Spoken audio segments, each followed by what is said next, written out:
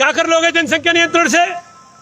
हर कोई चिल्ला रहा है जनसंख्या नियंत्रण पर कानून लाओ, कानून लाओ। चलो मान लिया कानून आ गया, क्या रखेंगे उस कानून में? क्या सामने वाले मानेंगे? जब ये बात नहीं उठी, जब 1956 में हिंदू मैरिज एक्ट बनाया गया, तब आपके मुंह सिले हुए थे क्या? जब आपसे ये कहा गया कि हिंदू सिर्फ एक विवाह करेगा, तब क्यों नहीं तय किया गया कि मुसलमान और बाकी धर्म के लोग इस देश में जो भी रहेगा वो सिर्फ एक ही शादी करेगा और उसके बच्चों की संख्या लिमिट होगी? मान लो तुमने 2 बच्चों का नियम बना भी दिया कि भाई हिंदू शादी करे या कोई भी शादी करे 2 बच्चे पैदा करेगा। अरे जो 4 औरतों से शादी कर रहा है वो तो 8 तो अपना पैदा करेगा, हमसे 4 गुने तो वैसे ही हो गए। फिर किस बात का रह जाएगा जनसंख्या नियंत्रण कानून? सबसे पहले जरूरी है यूनिफॉर्म सिविल कोड, अर्थात इस देश में रहने वाला हर व्यक्ति कानून के अंदर होगा, संविधान के अंदर होगा। देश का संविधान सभी के धर्म की पुस्तकों से ऊपर है। पहले संविधान, उसके बाद आपकी धार्मिक पुस्तकें आती है। जो संविधान को नहीं मान सकता वो इस देश की धरती पर है क्यों? वो यहाँ के सिस्टम में क्यों है? उसे निकाल कर वहां भेज दो जहां वो अपने धर्म को मान ले।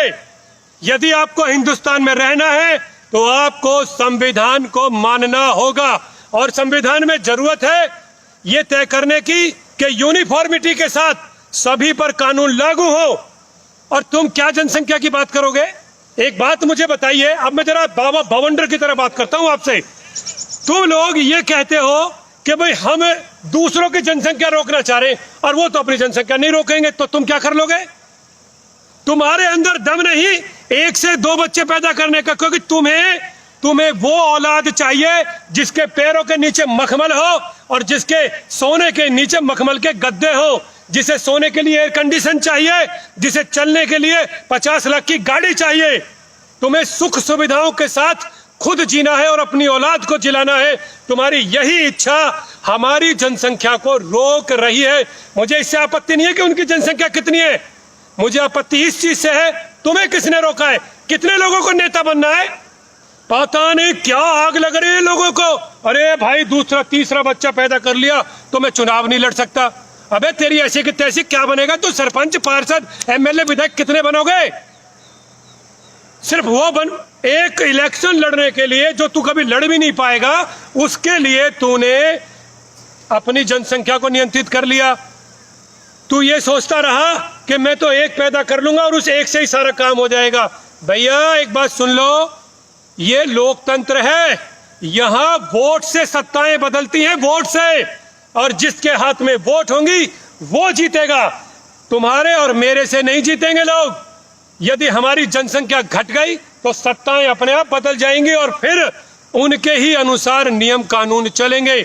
यदि सरकार लाना चाहती है तो पहले यूनिफॉर्म सिविल कोड लाए, उसके बाद जनसंख्या नियंत्रण कानून लाए, क्योंकि जनसंख्या नियंत्रण कानून बिना यूनिफॉर्म सिविल कोड के नहीं आएगा। और 1856 में पास हुआ हिंदू मैरिज एक्ट दोबारा से कंसीडर किया जाए, हिंदुओं को भी स्वतंत्रता दी जाए कि वो 1 से ज्यादा विवाह कर सके। हमें क्यों नहीं छूट दी जा रही है 1 से ज्यादा विवाह करने की? चाहे हम करें या ना करें, लेकिन ये छूट होनी चाहिए। तीसरी चीज जिसकी सबसे ज्यादा जरूरत है देश में, धार्मिक कट्टरवादिता के खिलाफ।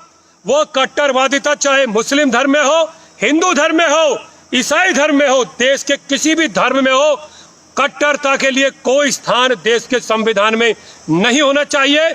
जो कट्टर है ना उसको तो कट्टे में भर के बांध दो और डाल दो काल कोठरी में कि यहीं बैठ।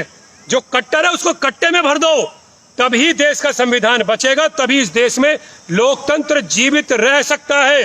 बाबा भवंडर ने कानून की मर्यादा में रहते हुए अपनी सभी बातें रखी है। मैंने आपको अपने अधिकारों को पहचानना सीखो। आज के मौजूदा लोकतंत्र में 100 में से 25 आदमी जिसके पक्ष में खड़े हैं ना, वो चुनाव जीत रहा है। तो आप सोच कर देखिए कि आगे चलकर क्या होने वाला है। आपने देखा ना क्या हाल हुए बंगाल के चुनाव के बाद, और क्या हाल होगा जब योगी आदित्यनाथ यूपी में हारेगा। तब देखना कि क्या स्थिति 2022 के बाद बनेगी। अगर आपने धर्म के जातियों के ऊपर लड़ना बंद नहीं किया तो देश का लोकतंत्र तो खत्म होगा ही होगा। उल्टा सत्ताओं पर वो लोग बैठेंगे जो लोग चाहते ही नहीं कि देश के मौजूदा धर्म समग्रता के साथ रह सकें। जो ये बोल रहे हैं ना कि वैक्सीन नहीं लगवानी है, वही असदुद्दीन ओवैसी सबसे पहले वैक्सीन लगवा कर बैठा है। सोचकर देखना कि ये किन लोगों को भड़का रहे हैं। आप सभी ने बाबा भवंडर की सुनी, फिर से कह रहा हूं, आखिरी क्लोज करने से पहले कुछ भी करना, सबसे पहले यूनिफॉर्म सिविल कोड, उसके बाद जनसंख्या नियंत्रण। ये दो मुद्दे होंगे 2022 यूपी चुनाव के, और यही दो मुद्दे होने चाहिए 2024 चुनाव के।